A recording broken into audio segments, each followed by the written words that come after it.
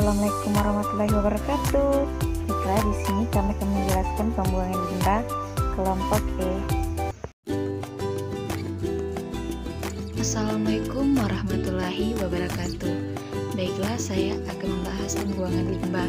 Pembuangan limbah terbagi dari beberapa macam.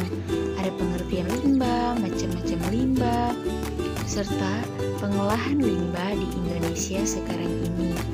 Baiklah, saya akan menjelaskan apa sih itu limbah.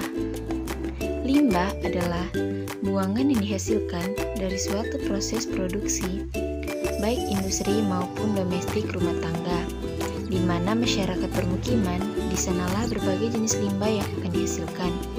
Ada sampah, ada air kakus, dan ada air buangan dari berbagai aktivitas domestik lainnya. Tahukah kamu, limbah banyak macamnya loh. Limbah berdasarkan bentuknya. Yang pertama, limbah gas. Limbah gas berada di udara yang terdiri dari beberapa macam senyawa, misalnya karbon monoksida, karbon dioksida, asam klorida, metan, dan klorin. Yang kedua, limbah cair. Limbah cair adalah sisa dari suatu hasil usaha atau kegiatan yang berwujud cair. Yang ketiga, limbah padat atau biasa disebut sampah, merupakan limbah terbanyak yang berada di lingkungan. Istilah sampah diberikan kepada barang atau bahan-bahan buangan rumah tangga atau pabrik yang tidak digunakan lagi, atau juga bisa tidak terpakai dalam bentuk yang padat. Limbah berdasarkan sifatnya.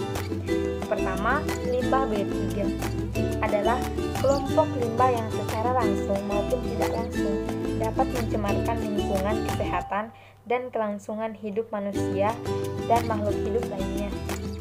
Yang kedua, limbah organik merupakan limbah yang berasal dari makhluk hidup alami dan sifatnya mudah membusuk atau terurai. Yang ketiga, limbah anorganik merupakan segala jenis limbah yang tidak dapat atau sulit terurai secara alami oleh mikroorganisme pengurai.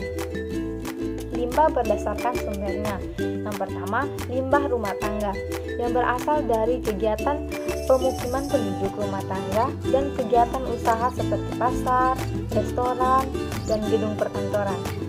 Kedua, limbah industri. Limbah industri merupakan sisa atau buangan dari hasil proses industri itu sendiri. Permasalahan pengolahan limbah di Indonesia. Untuk meningkatkan taraf hidup bangsa Indonesia, perlu pertumbuhan ekonomi yang pesat dengan cara memajukan pembangunan. Salah satu unsur penting dalam pembangunan di bidang industri, namun dalam kegiatan industri akan diikuti dengan dampak negatif limbah terhadap lingkungan hidup manusia. Assalamualaikum warahmatullahi wabarakatuh. Perkenalkan, nama saya Ari Wahyuni Ampaka, Stambuk A40118311. Baiklah, di sini saya akan menjelaskan cara penanggulangan limbah.